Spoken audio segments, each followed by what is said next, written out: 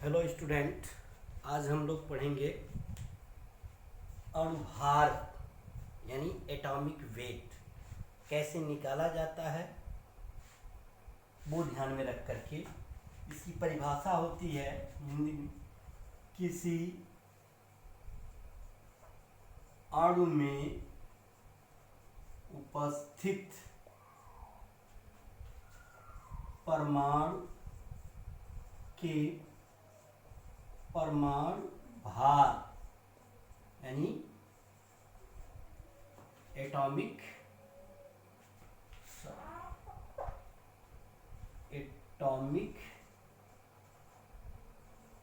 Wait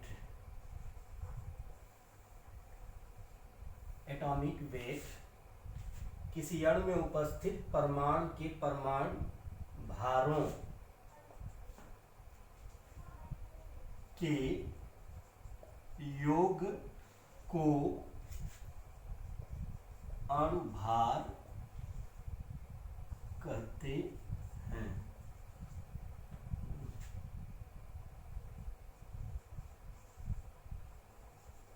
molecular weight यानी किसी अणु में उपस्थित अणुभारों का योग, किसी अणु में उपस्थित परमाणु भारों के योग को अणुभार कहते हैं। किसी अणु में उपस्थित परमाणु के परमाणु भारों के योग को अणुभार कहते हैं। क्या कहते हैं? किसी अणु में उपस्थित परमाणु के परमाणु भारों के योग को अणुभार कहते हैं। जैसे आपने देखा NaCl का अणुभार कैसे लिखेंगे? इसमें दो एलिमेंट है, एक Na है और दूसरा Cl। तो यहाँ लिखेंगे Na का परमाणु भार प्लस Cl का परमाणु भार। तो आप जान लेंगे कि Na का परमाणु भार 23 होता है और Cl का परमाणु भार 35.5। जोड़ लेंगे कितना आ जाएगा? 58.5 U एटॉमिक मास यूनिट में लिखते हैं। जैसे AMU में दिया जाता है तो इसका है एटॉमिक मास यूनिट, किसी भी का मापक होता है। ठीक, इसको आजकल हम U से प्रदर्शित करते हैं, अनफाइड। ऐसे मान लीजिए NaOH का अणुभार, तो इसमें NaOH है तो लिखेंगे Na का परमाणु भार प्लस O का परमाणु भार प्लस H का परमाणु भार। निकालते समय यहाँ एक पहली मत तो बता रहे हैं, इसके आगे आप लोग लगाते जाएंगे। ठीक, Na का होता है 23 प्लस 16, इसका परमाणु भार 1। ऐड करेंगे कितना हो जाएगा? 40। ठीक, अब जैसे H2SO4 का अणुभार, तो H2SO4, यहाँ H2 मतलब 2 गुणे H का एटॉमिक मास ऐसे लिख सकते हैं, प्लस S का एटॉमिक मास प्लस 4 O है, O का एटॉमिक मास। संक्षेप में 2 × 1 होता है, इसका 32 होता है, इसका 4 × 60। तो आप क्या हो जाएगा? 2 + 32 64, ये आ जाएगा आपका 98 U। ठीक, यहाँ भी U लिख सकते हैं। तो इस तरीके से हम क्या निकालते हैं? अणुभार। ठीक, एक बार सिर्फ समझें, किसी अणु में कोई भी अणु, जैसे NaCl हो, NaOH हो या H2SO4 हो, इनमें उपस्थित परमाणु के परमाणु भारों के योग को अणुभार कहते हैं। अब परमाणु क्या है, NaCl है, तो एक Na परमाणु है, एक Cl परमाणु, दो परमाणु है, तो Na का परमाणु भार 23 और Cl का परमाणु भार 30.5। NaOH है, तो Na का परमाणु भार क्या है 23, O है एक, तीन परमाणु O का होता है 16 और हाइड्रोजन एक है तो 4U। तो इस तरीके से आप टोटल आप लोग क्या निकालेंगे, अणुभार। इसके बाद बता रहे हैं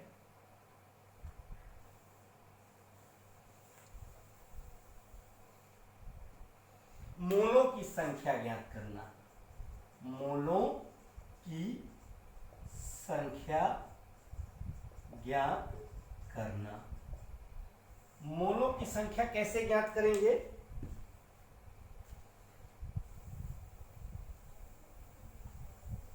इसके लिए मोलों की संख्या के लिए फार्मूला होता है ज्ञात करना। कहा जाता है किसी पदार्थ के ग्राम भार तथा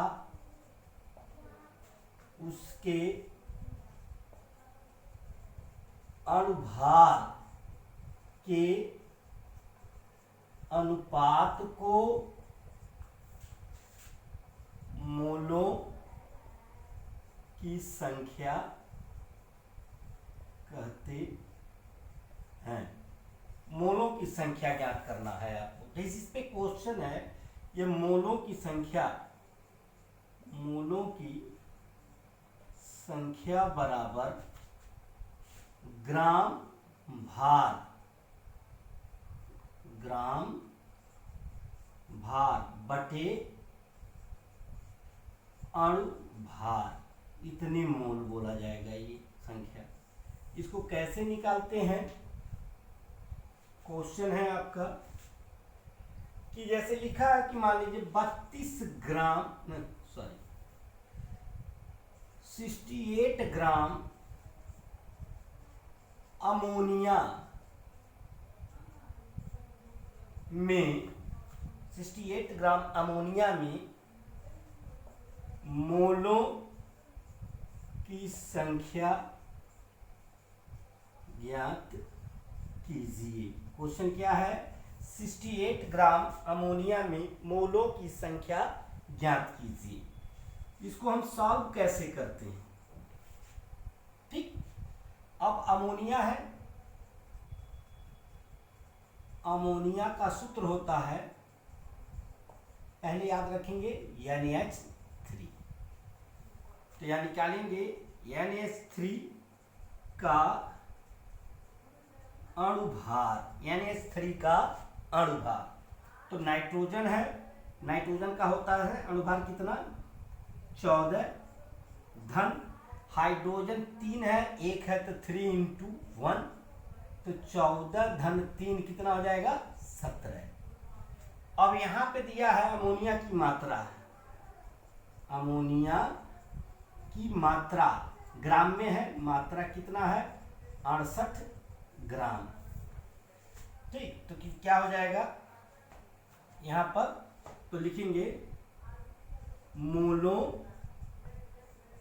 की संख्या, मोलों की संख्या, मोलों की संख्या क्या हो जाएगा, बोलिए ग्राम भार बटे अणुभार।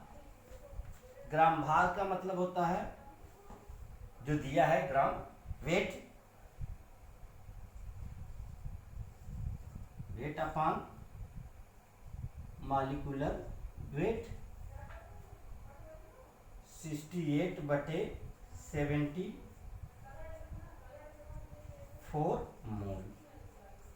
यानी आपको ये ध्यान देना है कि 68 ग्राम अमोनिया में कितने मोल हैं, ठीक। इस तरीके से लगाएंगे।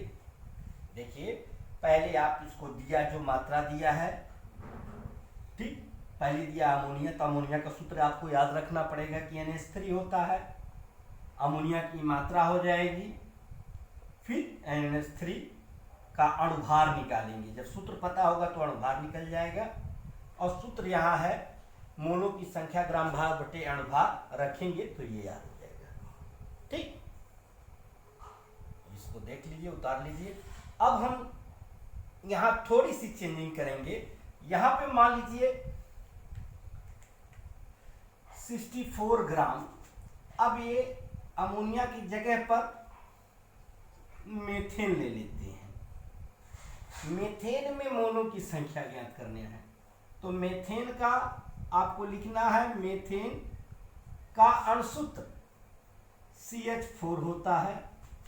यहां पे क्या बदल जाएगा, वही मीथेन की मात्रा।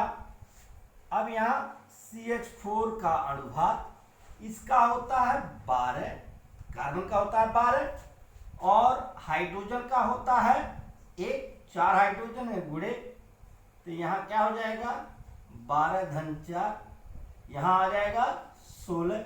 फार्मूला है मोलों की संख्या वेट, तो यहाँ पे रखेंगे क्या होगा 64 बटे 16, काटेंगे क्या आ जाएगा 4 मोल। अभी इसमें मोल आपको ज्ञात करना है। ठीक, कुछ सिंपल सी डिफिनीशन है, उसी को दिया जा रहा है।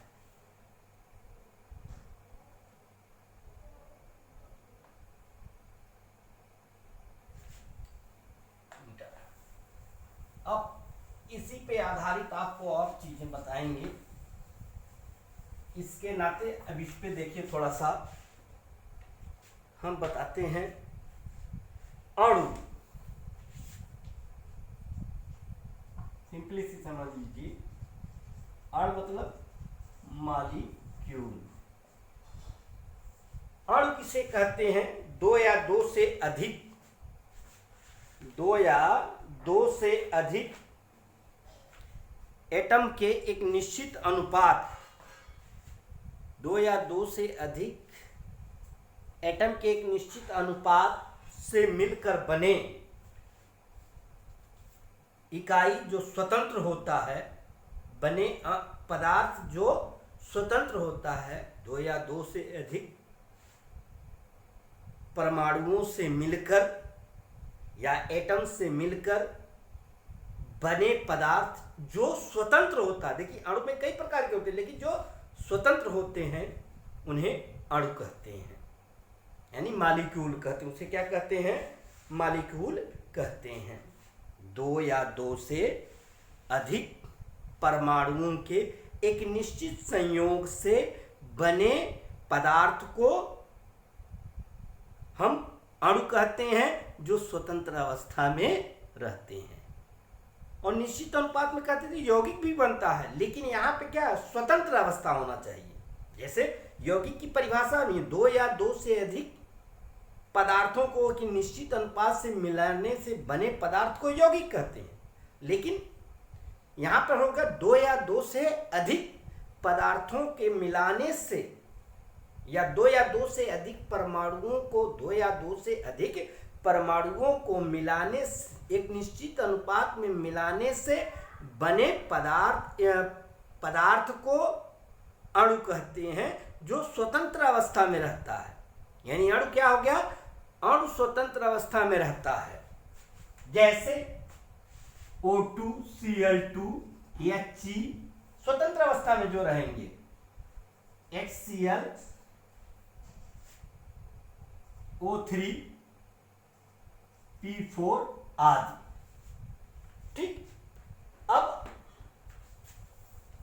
अणु दो प्रकार के होते हैं। एक होता है सेम एटॉमिक मॉलिक्यूल, यानी सम परमाणुक अणु, और एक होता है विषम परमाणुक अणु। सम परमाणुक अणु यानी सेम एटॉमिक मॉलिक्यूल, और क्या हो जाएगा हेटेरोएटॉमिक मॉलिक्यूल, विषम परमाणु अणु।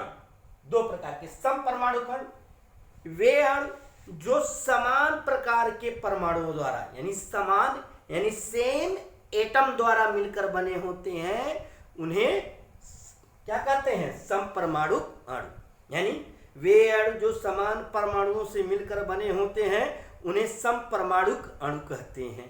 अब समपरमाणु अणु का उदाहरण क्या है? जैसे O2 Cl2 है, HeAr, सेम परमाणु O3 P4S8। इतनी उदाहरण अगर आपको समझ में आ रहा है ऐसे में तो क्या होगा देखिए, ठीक। और इसके लिए क्या हो जाएगा? विषम परमाणु कण। जो विषम परमाणुओं से कहा जाता है वे अणु जो डिफरेंट एटम से मिलकर बने होते हैं उसे विषम परमाणु अणु कहते हैं। जैसे HCl, NH3 आदि। इसकी संख्या निश्चित नहीं होती है, ये बहुत से होते हैं, लेकिन ये डिफिनिट है। समपरमाणु अणु कुछ ही होते हैं। तो समपरमाणु अणु को हम निम्न प्रकार से बांट देते हैं। पहला इसको बांटा जाता है एक समपरमाणु अणु, एक समपरमाणु अणु, द्विक समपरमाणु अणु और त्रिक समपरमाणु अणु और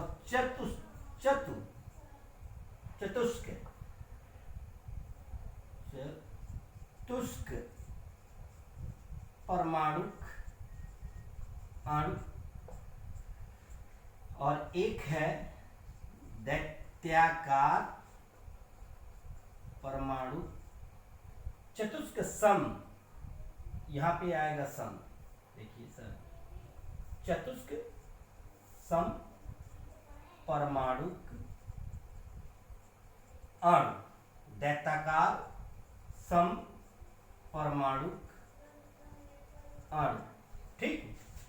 तो एक सम परमाणु अणु ऐसा अणु जिसमें केवल एक ही परमाणु हो लेकिन वो अणु की तरह व्यवहार करता है, उसे एक सम परमाणु अणु। अर्थात जितने नोबल गैस हैं जैसे helium, neon, argon, krypton, xenon, radon, ये क्या है? ये सभी एक समपरमाणु अणु।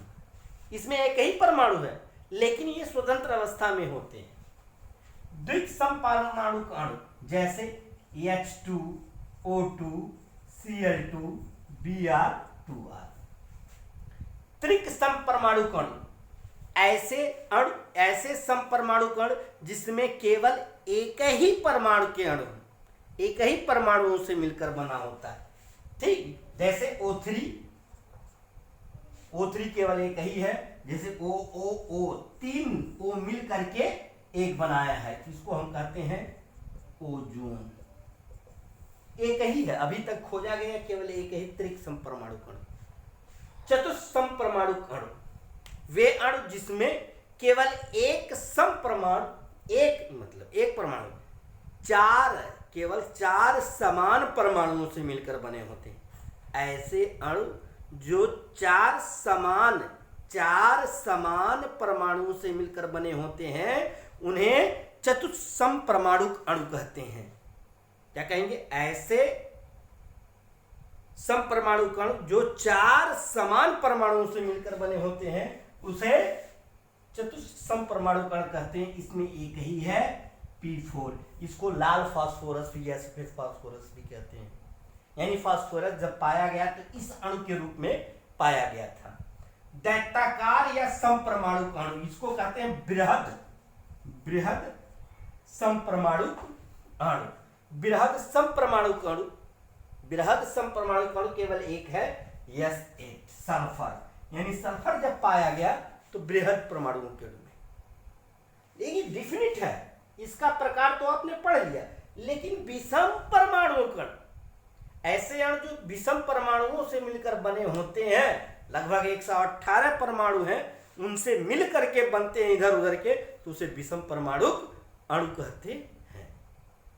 ठीक, जैसे NH3 आपका हो गया, NaCl भी हो गया, H2SO4 हो गया, डिफरेंट परमाणु है, डिफरेंट है, एक हाइड्रोजन, एक सल्फर, एक ऑक्सीजन। ठीक, धन्यवाद। अब एक चीज आपको हमने बताया परमाणु भार निकालने के लिए, अणुभार निकालने के लिए, इसके आधार पर अगला जो टॉपिक होगा वो पढ़ेंगे हम लोग क्या, रासायनिक संयोग के नियम, क्योंकि रासायनिक संयोग के नियम में अणुभार का बड़ा महत्व होता है कि दोनों तरफ क्रियाओं को कैसे संतुलित किया जाता है, कैसे रासायनिक संयोग पूर्ण होता है। धन्यवाद।